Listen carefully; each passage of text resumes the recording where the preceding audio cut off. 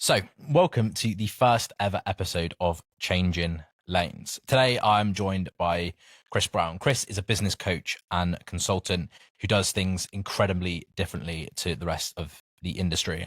We're not talking about business today. We are going to be talking about authenticity and how that is at the heart of everything that Chris does. And it's so refreshing to see someone sharing such an authentic and important message that not many people do. When I invited Chris on a few weeks ago, I explained the mission of the podcast to Chris, the why we're here, what I wanted to talk about. And he very quickly said yes. And all of a sudden, I'm in Liverpool. Here we are. Over messages, Chris said that the podcast felt very aligned with him and where he's going at the moment.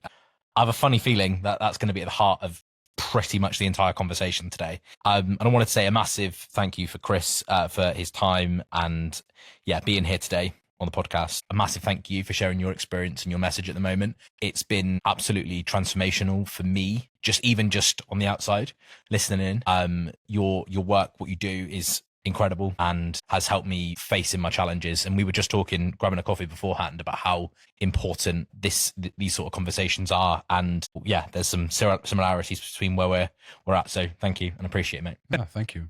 Appreciate it, man. So, pleasure. Changing lanes. Alignment and authenticity is something that's at the core of everything you do, everything you talk about, and the way that you act. But that hasn't always been the way. So tell me a little bit about how did you transition from where you were to where you are today? Well, I think first of all, it's been like a crossfade. Yeah. Like it's been I say to clients, like a revealing. It's like it will reveal itself. Like if you keep trusting and keep leaning in, it will reveal itself. And for me, at least, I've the definition of what I do in terms of like helping clients, help coaches, gym owners, fitness professionals, coaches in different niches get clients and grow their business, right? But the mechanics of like how I've done that have shifted over time, but like the core thing has stayed the core thing. And my shift was really through necessity. I couldn't continue to be the way that I was being anymore. Yeah. I went through separation with my wife, and then we came back together like over a 4-year period though. Like there's a lot that went in the gap of that. But I remember like the first day closing the door on my own apartment after like moving out of the family home, and then being like hit with the stark reality of like, oh shit, like this is like something that I never envisaged my life would go in this direction. And like, now I'm here. And that was the start of it was kind of on the path by that point, but it was the start of a really deep excavation. Well, yeah, that's a great way of putting it. Excavation, digging deep, revealing the fossils and all of it, all the dead things beneath the ground. Awesome. So what was the general sort of thoughts and themes going through your head at that moment in time before you realized that shit, something needs to change? Yeah, I think it was actually more like feeling than anything else. It was like this just deep like feeling of like fear in my body. Like it was just in my body. Like I couldn't get rid of it. I just wake up each day and I'm like, oh fuck. And I think my capacity was, somebody who would wake up at 4 a.m., work through till the evening, build a really successful business in my like mid-20s, grew a business from like 9,000 a month to like 50,000 a month within a matter of a year or so. Very quickly realized like I had all of this capacity, and then I was in this place where like I just had so little capacity to deal with stuff. There'd be days where I'd like literally see clients and I would do everything I could for like that 3 hours of seeing clients, and then I'd just do like collapse, do fuck all else, go and train. Like that's all I had capacity for. Go and train, look after my kids, do the bare essentials in business that would like keep it afloat. But I've been an avid writer for like 14, 15 years. I couldn't even write an email some days. It would take all of my energy just to write something. And I'm like, I can't continue to be this way. And I was like very much obviously in that position where I had to, because I was going through separation, to like, what's life going to look like now? Yeah.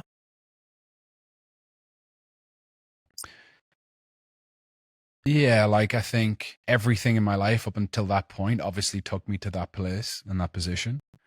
And I said briefly before we started recording, like, I think it was probably the most important thing in my life, even though it was one of the most painful things, because it's cultivated insight and lessons within me that are like impacting so many people. And I often think we think of purpose as something that we seek out or we find, and we think of it as like sunshine and rainbows, but purpose is painful. Yeah. Like uncovering purpose is actually you revealing like the true reason, like our dharma, like the reason that we're on this planet. And it's not something that we choose often, like it chooses us. And like when something presents itself, most of us like want to shy away from it and we stick to the known reality of the thing that we're doing. And the scary part is like, oh shit, like this is something that I've got to like turn and face and actually look at.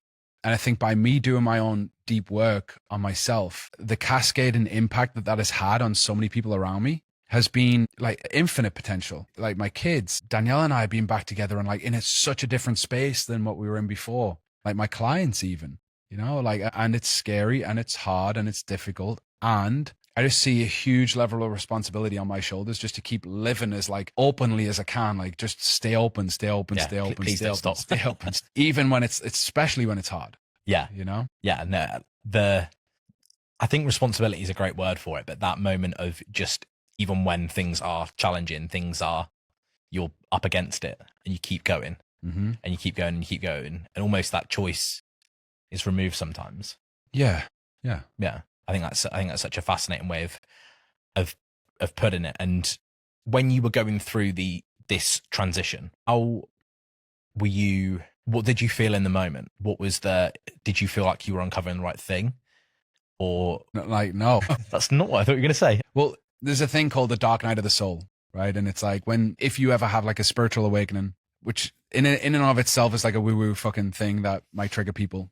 We just call it like a reveal and like a knowing that something needs to be different, right? Like if anyone's ever had that feeling before where you're in the job and like, oh shit, I have to stop this. You're in the relationship. Oh shit, this has to end. You're in the business, you know, like yourself. Oh shit, this has to stop. Like that would be what was called a dark night of the soul.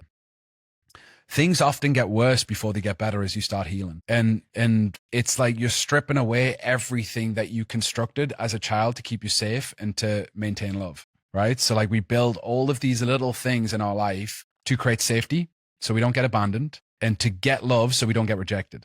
And usually those two things are like the core thread of a wound.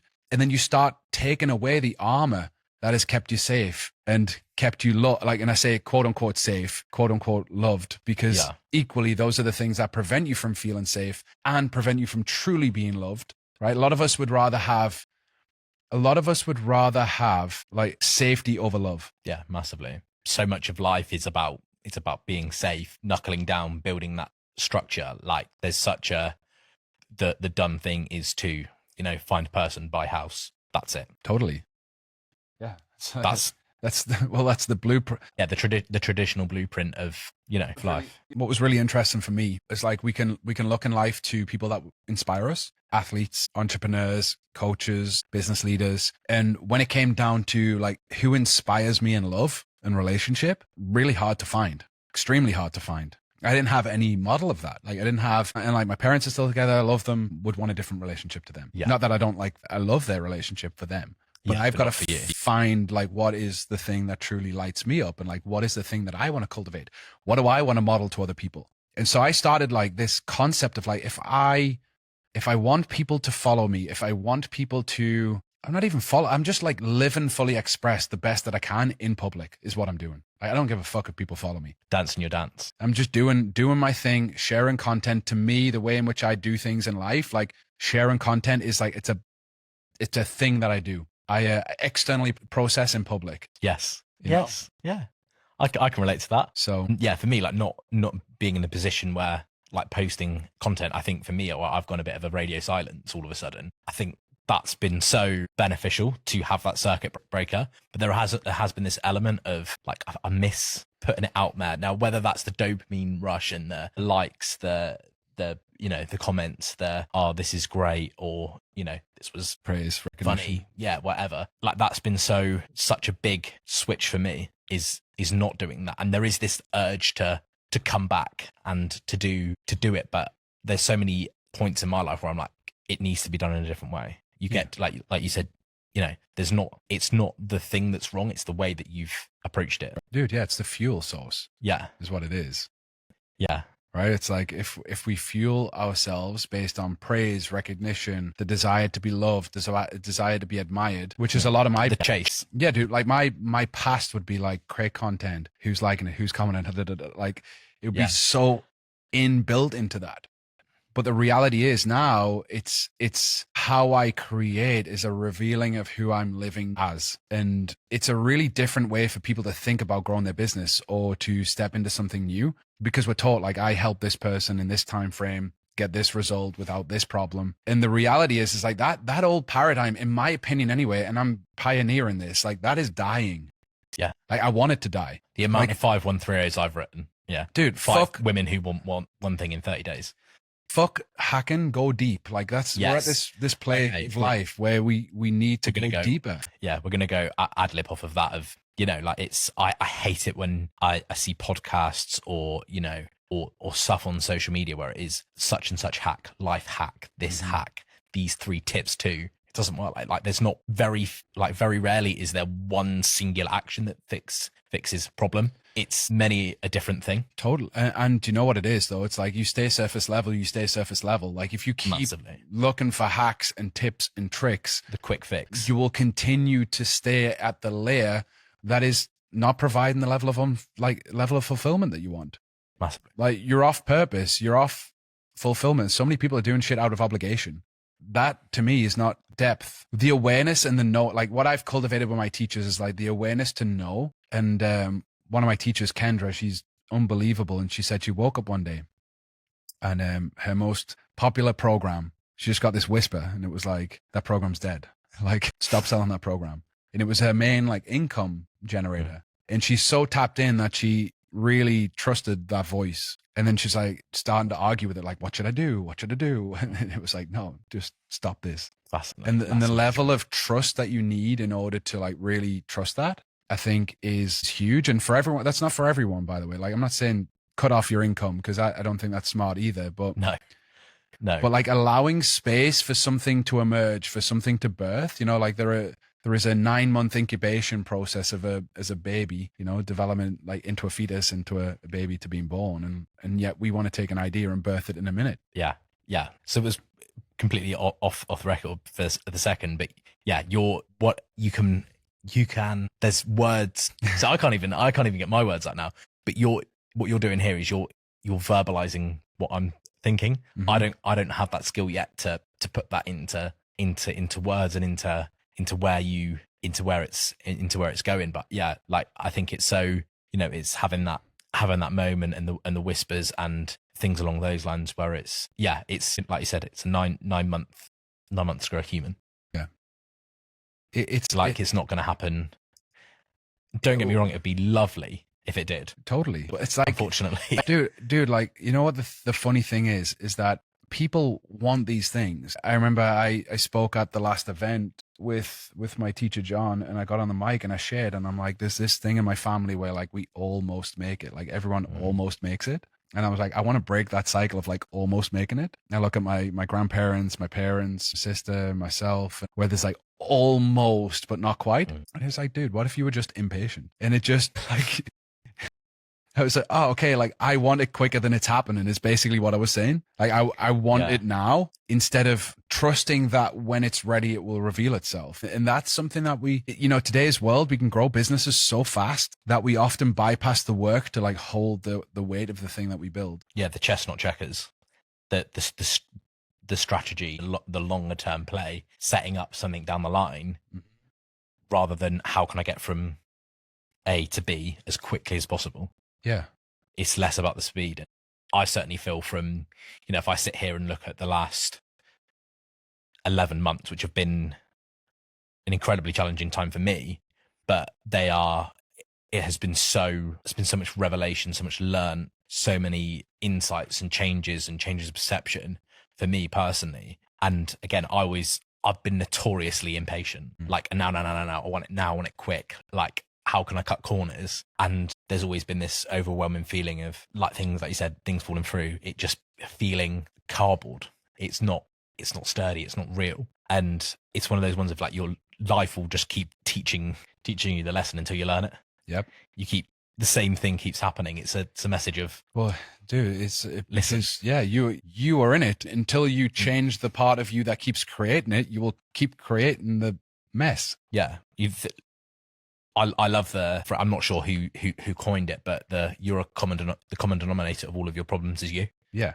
relationships, work, friendship, business, whatever, fundamentally, if the same thing keeps happening, you're not just getting unlucky with, I pick this thing and then it all goes wrong. The job, it's the job's fault, it's their fault, it's her fault. I mean, you're in it together, but you can't control what they do, what they think, how they act. You can do that for yourself. Yeah, it takes a tremendous amount of self-awareness to like look at where are you responsible. It's hard to touch. I struggle to kind of verbalize it, but it's almost like touching and holding on to the thing and letting and just clamping down tight. Yeah, dude, it's far easier for you to find evidence for the way in which your partner didn't speak to you very well for your reaction, right? It's easy for you to find the ways in which your partner didn't do the things that you wanted that justify your action. It's so much easier for us to do all of that. Harder for us to accept that. Harder for us to look at ourselves and go like, where in me am I creating this? And I think I look at what you were suggesting on a very different lens now. Like if I'm the common denominator in all of these things, I look at like what part of me is creating this.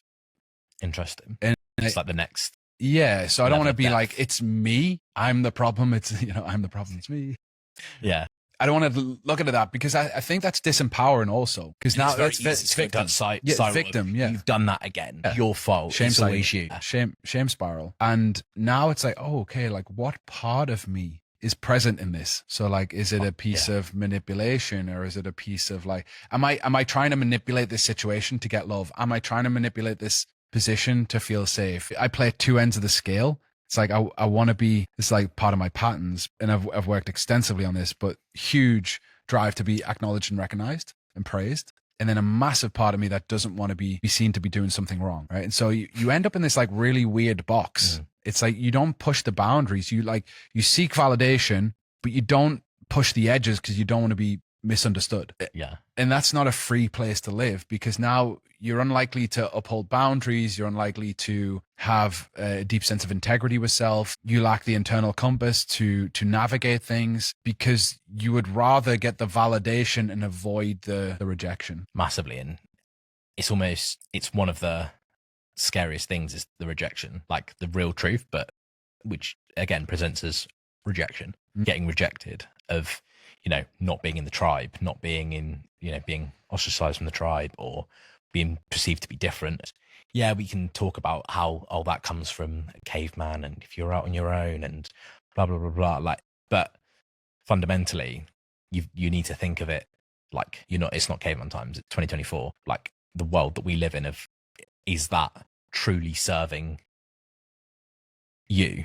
And almost what do you really want? Yeah, I think even just touching on rejection, like anything that's triggered in the moment today, right now, like you get rejected or whatever, for whatever it is, a job interview, a business deal, a sales call, like that rejection in the moment is only touching on a very, very early core wound. And so what we've got to think of here is like not the situation that's arising. And what most people do is they wrestle with and strategize with the thing in the moment instead of actually feel the feeling that's beneath it.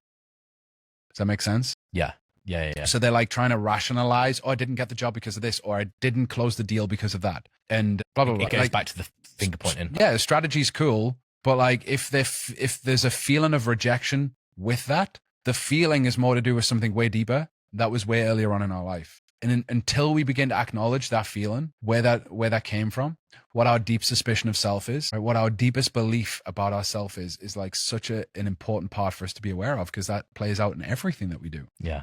And that, how you view yourself. And I can see how there's been times in my life, even very recently, of looking at myself and believing myself in a certain way to be a certain thing. And then how that has translated into decisions, situations, behavior that has then further gone to prove that point of I'm X, Y, or Z. And I think that's something that very easily can be, out of control. And, there are elements of, I am this sort of person, but there is that polar opposite. Totally. You wouldn't be able to identify the perceived negative of it without having the polarity of the other side. Yeah. We can have shadows that are like actually like light shadows. So we can have shadows that are about like our gifts and our magic in the world. we can actually create this shadow where it's like the way in which we justify or rationalize ourselves in the world is actually casting a shadow over our gifts. And it's really interesting when you begin to look at it. It's like, oh shit, I have like a shadow around actually being seen or being out there in the world and being a figure or whatever it is, like being loved in relationship. Yeah. It's when we were talking before this, like I found myself saying, this is fascinating, and just feeling like there's so much to learn and so much to unpack I remember saying to you, it's a big world. It's a big world. I think it's just because I don't have the words for it. And this is, like your work, the things that you are doing now, like for me, it's so new and so fresh, but I'm finding it so valuable, and like it's the right, it just feels, that there's an element of right to it. And it's very like, I find it very like peaceful. Like it brings me a sense of peace and understanding of self with it. I think it's very easy when we're looking at self-improvement, personal development, whatever we kind of want to call it. It's so easy. And again, I'm only speaking from my point of view here. It's very easy to get caught up in, oh my God, I don't, like the conscious incompetence of like, oh my God, there's so much I don't know. There's so far to go. But that's not a point where, and I'm sure you would agree, if that doesn't push the needle forward in that way. And it all comes from like you said, the understanding of yourself and how you want to operate and how things are the way things are in your personal experience. Yeah, I think it. Well, I live in a world of embodiment now. Like that's been the big piece of work that I've done, is like really going out of the head and really packing down into the body, like living in the body. So I feel it, like feeling into everything. And I had a one-to-one call with John, my teacher, last night, and he was like, the work for you for this next year is like what is needed, like to really feeling like what is needed in this moment. I just keep coming back to that, like what is needed, right? Like how you have like 360 awareness around every situation, in relationship, in business, in personal friendships, in coaching clients and leading people. And what you were saying is like, I don't have the words for it, but what we have is like the landscape, the terrain in our body of like what we feel. And I think it's really important for us to forget story, because story is like, it really doesn't serve us. I'm like, don't know this, or I'm so new to this, or I haven't got like all of that, and just be like feeling competent, like actually feel the feeling of incompetence instead of like playing with the story of incompetence. Does that make sense? Yeah. Because I think it's one of those ones where it's a very like, it is uncomfortable. It is an unpleasant sensation, and we just want to run from it, distract, 100%. lean into something else. I want this to. It's like I feel like it's a panic. Yeah. It's a panic, and how can I distract myself from this feeling? And it's just like, take a breath, man. Relax your forehead, like relax your cheeks, relax your jaw, relax your throat, feel your heart, like feel the physical heart in your body, relax your shoulders. I just run through that, man. I'm like let me get back in the body. Yeah. And that's that's a skill, that's a muscle that you need to train. And I think ultimately when it comes to learning these new skills, these new ways of doing things, it's about noticing quicker and doing it less often. I said this when we chat in the coffee shop, but like my therapist described this as every trigger we have in our life, say there are 7 doors that you would go through for each trigger to the reaction. And like when you have no awareness, it's like trigger, reaction, almost instant. In our work, in doing healing and becoming more aware, is to notice when you're entering it, like there's the trigger. All right, I'm consciously opening this door now, and I'm going through 2, 3, 4, 5, 6, 7. You're going through the 7 steps. Like there's this trigger, there's this feeling, there's this reaction, like you have awareness of all of that happening. And then eventually the goal is to like trigger door 1 to door 7, door 1 to door 5, door 1 to door 3, door 1 to door 2. Then notice the trigger and don't open the fucking door. Flying off the handlebars. Yeah, and that's the work for us, like to really connect. Oh, shit, this touched something deep within me. Like what is that I feel? When your partner says something, you go, and you're gonna say something back. Oh, shit, like ouch, that hurt, or like that stung, or like I actually. But why did that? Yeah, like why did that sting?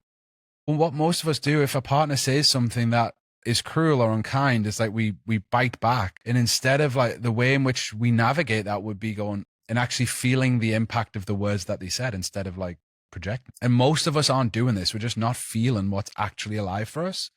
Like, you're worried about money, like feel it. Feel the fear of not having money. Like it's going to be there anyway. You know, whether you think it's not, you're just going to go through life and drink more coffee and, you know, take more drugs and drink more alcohol and have more sex. And you're going to avoid feeling these things as much as you want. You're going to wake up tomorrow and the same thing's going to be there. It's much more stubborn than you are. Yeah. In Buddhism, there's a term, and it's like that which is touched will dissolve, right? And like until you begin touching the feelings or the experiences that are alive in your body, like it will continue to persist and be present. So the more that we actually feel what we're feeling, it's finite. Yeah. And it sucks and it's painful, but so is being avoidant and not dealing with it. Kicking the can down the road. That can's not going anywhere. Well, a couple of feet in front of you. One is dealing with the root. The other one is avoiding the thing. Yeah. Keeping it surface level. Yeah, man. And like you've got like the body is such a gift. It's really interesting to think back. It's hard actually because I'm so trained in like being in my body and breath now. But thinking back to 5, 6, 7 years ago, like I had knowledge, man. Like I was smart. Don't get me wrong. But the way in which I was sharing it in the past was more, if I share this and people think I'm smart, then they'll value me and then they won't leave me. It's like the deepest suspicion of self for me was like, I will always be alone. So I created strategies in my life that would keep people around or would give me praise and acknowledgement. Usually that was through knowledge. So even through school, I would be intelligent. Yeah, the hand goes straight up. Yeah, shout shit out. Yeah, like want to prove myself. And it wasn't until clients left and I felt like I was having a relationship breakup that I realized like, oh shit, I shouldn't feel this way. It's not normal. Like client left, great. It's not normal to feel like a whole thing with that. But what I realized was that there was an attachment to clients. Yeah. That was really difficult. And what I realized, it was a really early part in me. You know, the part of me that was in an incubator for the first 7 days of my life, that were like craving to not be alone. And this just plays out in our life. It plays out in our relationships. It plays out in our business. And we don't see it. I had this exact in my men's community, in my free men's community. Someone said like, hey, I'm really embarrassed to share this, but when a client cancels, I feel like shit. Like, what do you guys do? And like, there are 2 ways to handle that. Focus on getting the next client. Go and get 3 back, right? Yeah. Accept that people leave your program. There's that. Great advice. And there's the fucking feeling. Like, what do we do about that? Great strategy of, one leaves, going, I'm kind of going to get 3 more at higher rate. Yeah. Like I've been in that situation and I can totally relate to that. The feeling? Yeah. The feeling's still there. Even if you take the action, great. Take the actions, but don't ignore the feeling. Yeah. Massively. It's a really early part in us that just feels abandoned, dude. Like, that's all it is. Just like acknowledge it. Like the little boy in you feels abandoned. Just imagine that early part of you, like 5, 6 years old. Like, would you judge and criticize your 5-year-old son? You know, if you had a 5-year-old son, would you look at your 5-year-old son the same way that you look at yourself? Would you say the same things to your 5-year-old self that you would say, you know, would you say the same things to your son that you would say to yourself? No. I think that's such a powerful thing. And we spoke about, again, another thing we spoke about earlier, but you know, I've spoken to my therapist in the past about that when I was working with him a time ago. And it shuts you up. It shuts that voice up very quickly. Would you say that, you know, you're a piece of shit, you're so stupid, whatever, like that voice is going to be different for you. But imagine walking down the street and finding, you know, an 8-year-old little boy or girl, whatever, and just say, you're a piece of shit. You wouldn't do it. And you'd be taken out for it, and rightly so. It goes without saying, don't go around abusing children, calling them pieces of shit in public. But that's what we're attacking with our internal dialogue and our internal self-talk is the little boy or girl in us. That's why, like, guilt and shame, they don't do anything. They don't help anyone. You know, having guilt about a situation, it doesn't actually help the person that you're feeling guilty around the action. Massively. It's acceptance and responsibility that liberates both people. I mean, the only way you could ever heal something that you feel guilty for is by actually repairing it, by actually having a conversation with that person and be like, hey, that thing that I did, it was really shitty and I'm so sorry. And I can imagine that had such an impact on you. And I know this doesn't justify my actions. It definitely doesn't take away what I did. But I just want you to know I'm so sorry. And almost being okay with what happens, because not everyone's going to be on board with that. Dude, guilt takes away the need for you to take responsibility. As long as you feel guilty, you're in your own stuff. Yeah. Just put my head back on because it fell off. I can feel I'm going to get back to my Airbnb tonight and just like conk out straight away. The mental, it's about the 7th time today you've made my head fall off. I'm going through the 12 steps with my friend very soon. He's a sobriety coach and he's gone through, you know, addiction and been through the 12 steps. And I'm willingly going through the 12 steps because I want to experience what it's like to go through them. It's a spiritual journey of like of growth. And I mean, he inspired me so much. Like he went and made made amends with so many different people, Walmart, and like, he would talk about this publicly. So yeah, he basically like went into a Walmart and apologized to the manager for like stealing from the Walmart. And some people would look at him like crazy and be like, "Get the fuck out and don't ever come back." And other people were like, "Dude, don't worry about it. It's no big deal. Like, I'm glad you're on that path. Stay on it." And so not everybody's going to meet you with the same intent, but that doesn't mean that you shouldn't do it.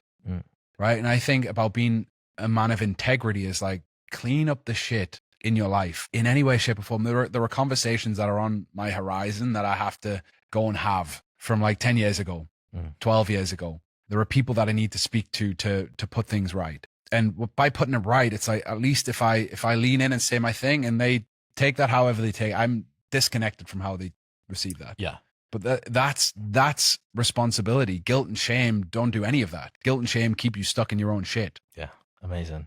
Keen to move the conversation on. And this next thing, well, it's no secret I'm Chris Brown's #1 fangirl at the moment, but I heard you speak about something the other day about pain and how you found it's been one of the biggest things for you. And again, I've sat with that thought and been thinking about that ever since. And it's, the pain is the ultimate motivator. Like, yeah, I'm going to go and, start getting my 10,000 steps in a day. Like, I don't feel motivated to do it. Sometimes it's because there hasn't been that level of pain and reason to change. Now, what I found fascinating with you is about explaining, walking through that topic of, of pain and how you've used that as the motivator for you. I think it's people sit in the pain and again, want to run away from it. But how have you, I think we've said about strategy and stuff like that, but I think it's sometimes of do this thing. But I think sometimes the strategy needs to be think about this, whether it's a question, or how have you then transformed that level of pain, this is enough, into where you are today? Grief and anguish. So pain is one thing, but to grieve on the other side of that is what liberates and moves it. Right. And so I assume when you're talking about pain, it's like some level of emotional pain. Usually we have that because there is something that we wanted to happen that didn't happen. An unmet expectation. Yeah. Like an expectation of something panning out, like a relationship or a business or a thing, like whatever that is. And there's just a huge amount of unfelt grief that we carry as humans, as men, for situations that happened in the past. Fuck, dude. Like I think back to like my early experiences in relationship and like sexual experiences or whatever. And like, I was way like, I think, fuck, I feel for that dude. Like, cause he carried so much anxiety and so much fear. And like, we don't grieve that part of ourselves. And a lot of our pain is just avoidance of feeling the impact of it. Yeah. Right. So like we've got something is painful, but most of the problem is the avoidance of feeling the impact of it and grieving that part of your life. And so, I mean, when Danielle and I split, like I would sit there on a night and I would create a sacred space.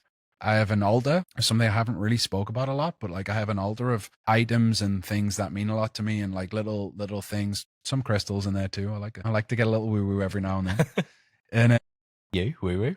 And I put candles down and light some incense and create a space, a sacred space. And I just fucking love ritual, dude. Like it's also a reflection from my teachers. Like you cultivate more of that. Like he's like, I want you to tap into that magic, like the deeper stuff, the sorcery, the fucking ritualistic side of you. And I created a space like every evening for like an hour. And I would just sit and I would look at photos, dude. And I would just cry. I'd be sitting there like bawling my eyes out. And it's like the pain is there, but if we don't tap into the grief or the anguish, right, which is like the anger and the grief at the same time, right? Because sometimes there's a lot of anger within pain, like especially projected towards other people. Mm-hmm.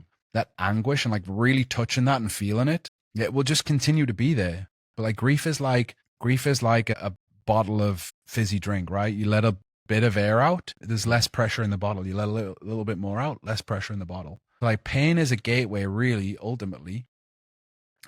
Anger is a gateway to grief as well. So if you like have some deep-rooted anger or resentment, fucking go and beat the shit out of a pillar, right? You sounded like from where I'm from. I realized I had to beat the shit out of a pillow, beat the shit out of a punch bag.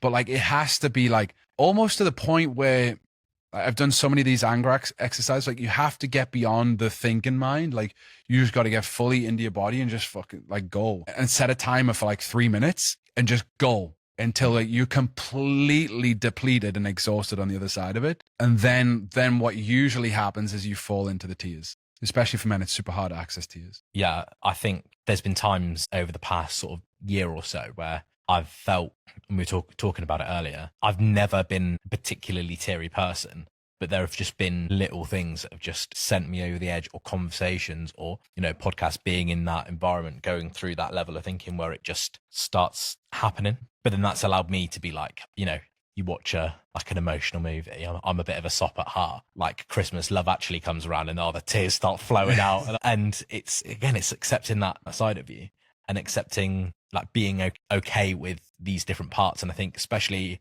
I can only talk from a male point of view because I haven't ever been a female. So of things like that where it's like, it's oppress it, don't cry. Mm-hmm. I remember being, you know, we're going to go back. We're talking about going back to like that childhood thing. And you fall over in the playground and you scuff your knee or your elbow or your hand or whatever. And I remember being the one who cried the most, and then noticed when the other kids do it, they cried a whole lot less. And I thought, oh, there's something wrong with me. So then, you know, I could be in this, I'm almost forcing myself not to, my natural instinct. Clench against it, yeah. Just to fight back against it. Don't do it. And it's just this level of like real like tension. And where in your body? My chest.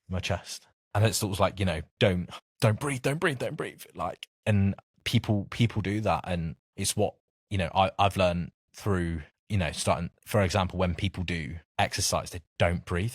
Now, I've taught way too many exercises, classes and PT sessions. That's, you know, in my past, I've been, you just see people go and hold on to it. And then they just see training as an exercise purely as a really painful experience. And people who do, when you do like cold water, cold showers, cold dips, whatever. Now, that's something that I love doing. I'm looking forward to doing it tomorrow. Like, because when you live in the Midlands, you can't really just pop and go and have a sea dip, which is something that, yeah, I didn't think I would miss as much as I have. Obviously recently moving, and I don't know, I can't remember if it's something that I was taught or told, or I just found it out for myself. But if you get into the sea in the cold dip and breathe, it's not that bad. It's just a bit cold.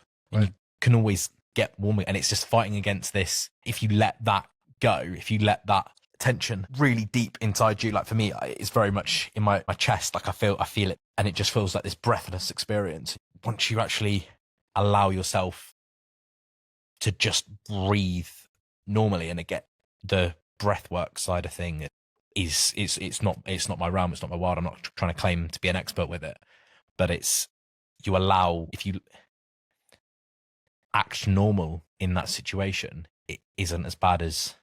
Yeah, the breath is the thing that regulates. That's literally the first thing you said to me today. It's like nervous system. Yeah, we have conscious control over our nervous system through our breath. So if we do 3 or 5 minutes of just simple box breathing, 4 seconds in, 4 second hold, 4 second out, 4 second hold, most people know that. It's been proven to downregulate our nervous system in minutes by like 70% or something, 70, 80%. And so our breath, like when we have a traumatic incident in our life, we clench, we hold our breath. It's like our nervous system, like, oh. We got to learn to breathe through, feel. That's why breath work in itself, you deep breathing, you opening up the feeling sense. And like one of the awarenesses that I've cultivated in my life more than anything is this: whenever I feel anxious or I feel like in a conversation, I'm like, where's my breath? Like, where am I breathing? Right? Like, where am I breathing deep down into like my pelvis? Am I breathing up here? And you can really regulate someone else's nervous system with your own nervous system by controlling your own breath. So I was speaking at an event last Friday, and it was like the first event that I've spoke at in a bigger crowd since having gone through like the whole process of like really understanding nervous system. And it was interesting how maybe in the past I would shout or I would like grabbing everyone's attention. And then when I'm speaking, I'm just like breathing deep and just delivering speech from that deeper place, like people just relax. And I just got everybody to do like a minute of breath work together, like co-regulate. And in the room, just like, it's hard, but like it packed down, like it just felt weightier. When there's so many voices and everybody's speaking and it's chaotic, it's all up here. Does that make sense? Yeah, it's all up here. Yeah. And if you get everyone to breathe together, you can really pack the energy down low. and it just settles everyone. And it was really beautiful to like feel that in a co-regulated space, like a group. I'm like, can you feel the difference now? And everyone's like, yeah, it feels so much different in here. And that's the power of breath. It's the thing we have conscious control over our nervous system. Kind of keeping in that level of like talking about pain. I was thinking about this the other day of, there's there's the experiment they did with rats of they put cheese at one end of the tube and the rat pulls at a certain level, but then you waft the cat smell in behind and it will pull harder. And then if you put both of the smells in, the cheese in front of the rat and the smell of the cat behind, like, is off the scale in comparison. I think, again, using that like pain as a motivator and understanding this stuff on a deeper level is obviously it's all very well. People will be motivated to move away from pain. People will act out of that place. Yes. Rather than, and then get to a point where it's fine. Mm-hmm. It's okay. But it's not towards the pleasure, the other end of the scale. And people get caught in this, well, it ain't that bad. And it's not too bad that, they'd almost be better off with it being worse. Because, I know Chris Williamson says about this, like paradox of whatever. And, you're better off being worse because then you're more likely to act. But yeah, well, I think one of the worst things that could ever happen to someone is that they don't actually have the dark night of the soul. Yeah. Like they're just hovering above the precipice of like true pain and ego identity crisis. Like there's a huge part of ego death that I've gone through over the last 4 years. A collapse of identity that I held. That's scary and painful. And a lot of the clients that I work with, they have that. Like they go, shit, like I was doing all of these things. Now I let them go. But there's a certain level of safety that comes with, drinking or behaving a certain way or holding the friendship groups that you have or whatever else it is that you've constructed in your life. There's an element of safety. So as you begin to realize that, oh, that's not the life I want to lead anymore, then there's a lot of fear with that. And so what we've got to be mindful of is like the more painful thing can actually be to go through the process. And so we stay in this like weird, like uncomfortable, I call it like, it's like a bed of nails, right? Like you get comfortable on the bed of nails and you get used to it. And actually what we need to understand is like, what is it costing us to stay where we're at? And going, instead of moving away from pain, like going through the pain, because there's likely pain in every decision and direction that you go. Yeah. It ultimately comes back to you can't have a positive without a negative, up without a down, 100%. left without a right. None of that can exist. It's actually the only thing that's trustable. So like when we think about the word, like so when we're avoiding feeling what is alive in our body, number one, if you're a man and you're with a woman in relationship, they feel what you feel times 10. So you think that you're hiding it, but you're not.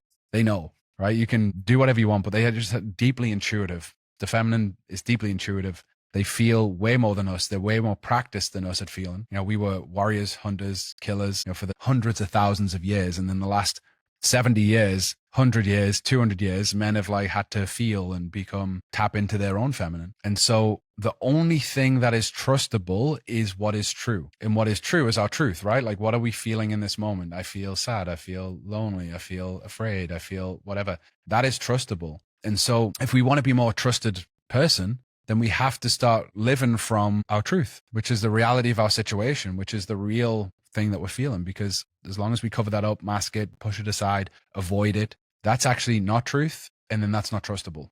So like truth and trust are like two words that are very closely linked. Yeah, massively. And I'm having my own, sat here now, I'm having my own revelation about this. And again, we spoke about a bit about it the other day about how like I can see there's been a few things that have come to the surface recently that I've been avoiding and just not wanted to touch it through a level of fear, but also what is the fear? The truth, what it actually means. But I've kind of been at a point where with this particular thing, I don't particularly want to go into it right now. But I went and addressed it this morning, actually. I went and had that conversation. And it's always one of those ones, well, it's not as bad when you get there.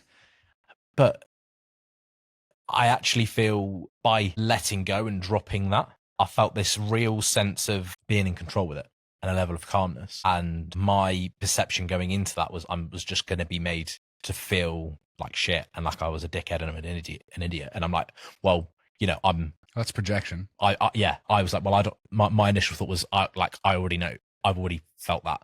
I've already beating myself up about that situation a second, but I've gone into it. I've been vulnerable and I can see my pathway. If we withhold from people, we're assuming that they're not capable of holding what we want to share with them. Put that head back on again. And so what we're doing is we're trying to protect the other person from what it is that we want to share.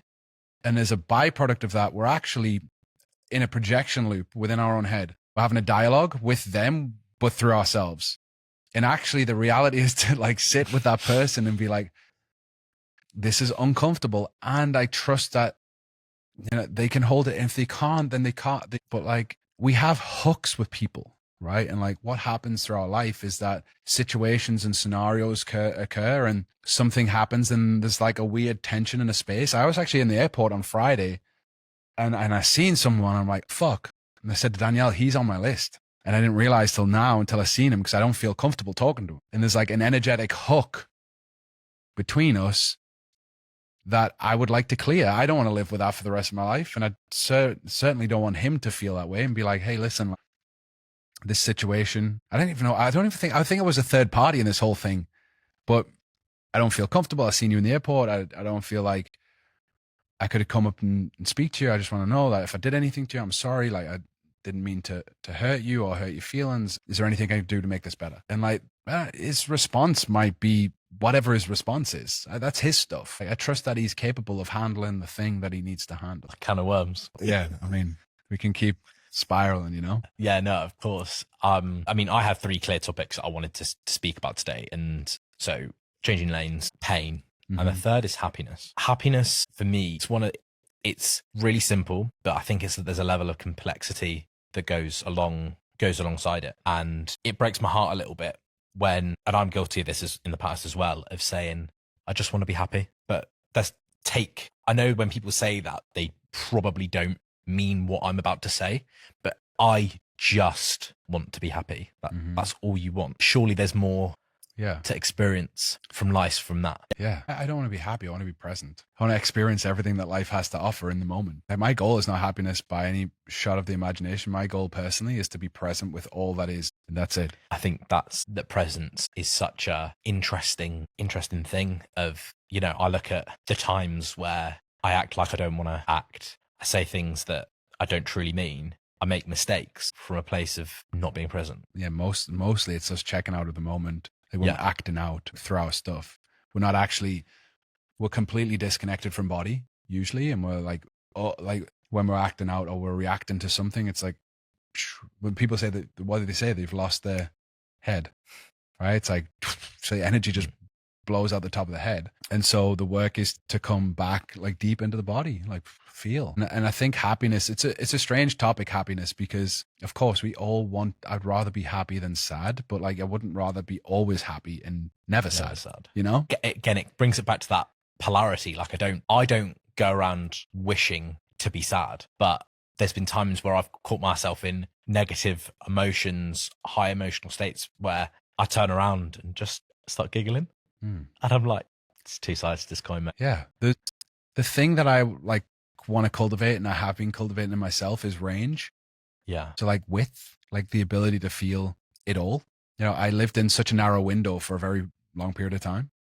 And I was just like one track minded. And it was black and white. Yeah, like never too happy, never too sad. You know, it was like a very narrow experience of life. Didn't cry, wasn't joyful, wasn't unhappy, wasn't super happy.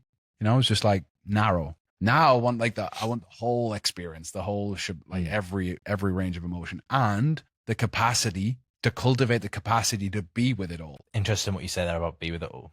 The first thing that came to my head there was deal with it. And again, I think that comes from that point of view, that experience of strategy, tactics. Yeah, well, that's the masculine in all of us, is always tracking whether we're winning or losing, right? So at any moment, we're like, am I winning? Am I losing? Am I winning? That's the masculine in all of us. The feminine in all of us wants to feel everything at all times. The feminine is all experience at all times. So it's like, that's why if you're in a relationship and you're in an argument with the feminine being, like they could stay in that a very long time. We just want it to end. The masculine in all of us just wants it to end. We want it. You know, the masculine is consciousness, right? And freedom. And the feminine is all experience. And that's in all of us, by the way. Like we all have both polarities. So the feminine doesn't want it to end. The masculine wants it to end. And that's where the avoid, like you'll find avoidant men and anxiously attached women. Like that's the stereotype. Yeah. It's not always that way, by the way. Yeah. I can see where I've been in those situations. And even recently with my partner, like there's like, you know, I might say or do something that then we both agree that's wrong. And I'm like, I'm done with that now. Yeah.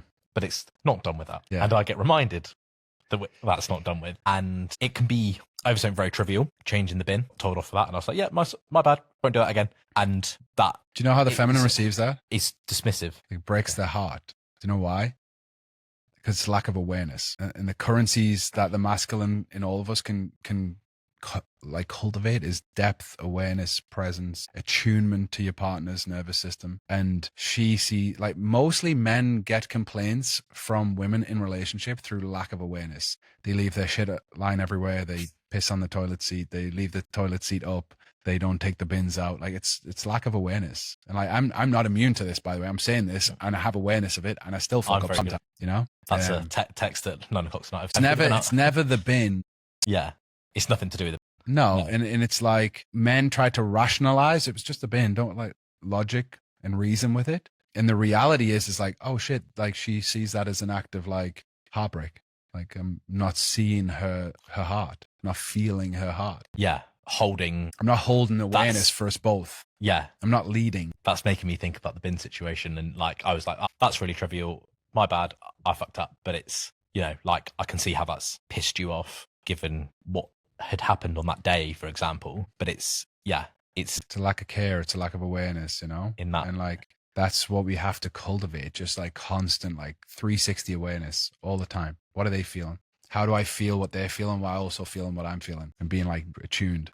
I think that's a very good place to start wrapping up. Thank you. You're welcome. Thank you. I feel a bit shaky as well. I don't know if it could go on camera, but my hand's been like, I've been trying to like, just feel it. Yeah, exactly. And where's that come from? Why do I feel like that? Why do I feel a bit shaky? Well, does that matter? Feel it. You know, that's the practice is like all that bullshit that it's like, why am I feeling this way? It shouldn't feel this way. It's wrestling with reality. And that's a battle that you'll always lose. Just feel what's alive. Anytime I feel it, I'm like, feel this or feel that, or not even like an emotion. It might just be a sensation like, oh, fuck, I feel something in my stomach or my chest or my breath's shallow. Yeah. I think this for me personally as well, I think this conversation has come at a really good time. And what we've spoken about today, I think for me is going to shape the rest of the year and moving forward. Even what you were saying there about the box breathing, for me, I think that's definitely seems like a goal, a practice for me moving into the rest of the year and just getting curious with it. Yeah. Have an anchor. Like I think every man needs an anchor, you know, some kind of practice. And that's for me as well now is I have a few different practices that I do, but like really being devotional to practice, because to be the man that I want to be and to be the man who I am is actually like, it's not even got anything to do with one. It's like to be the authentic expression of who I am. It's like a deeper devotion, like as a teacher, like I want to be, you know, fucking powerful teacher. That requires a level of devotion that I haven't really had before to my own practice. So I think that'll be great for you. Even for me, I see the destination seems cloudy. Taking on board this reflection and just taking the next step. I don't need to know where the end point is or all of the little stops along the way. The lefts, the rights. Presence, dude. Yeah. It's the when this, when that. It's that urge pushing forward, and having a goal is fantastic, and having things in the diary that you're excited about is fantastic and so important. You need those, like massively. 100%. I look at, you know, what I've got in the diary over the next few days, and then, okay, well then what's happening on Monday? And then, you know, I've got this on Saturday, and then I've got, you know, this other thing on Sunday. And it's just having these things there to focus on, and as little milestones, and checking in with, you know, how you are, how you're being, and how it's making you feel. Yeah.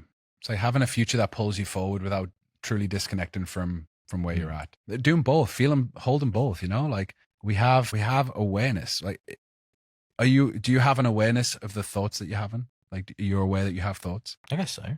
Yeah. Yeah. So it's awareness of awareness, right? Metacognition. So you have a thought, and then you're aware that you have a thought, and it's the same thing. You can hold both the future vision in the present moment. I think that's a bit of a mic drop moment there.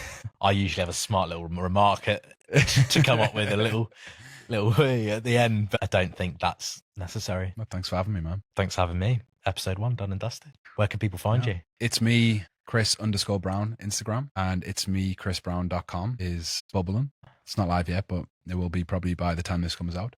Yeah, amazing. I have a podcast, YouTube channel. Yes, absolutely. Check out that podcast. There's good. some absolute corkers in there. It's on Spotify, YouTube, but I think if you go througrough my Instagram, you'll find those things. People can Google that shit, and they'll find it. Search it. SEO. It's what it's all about.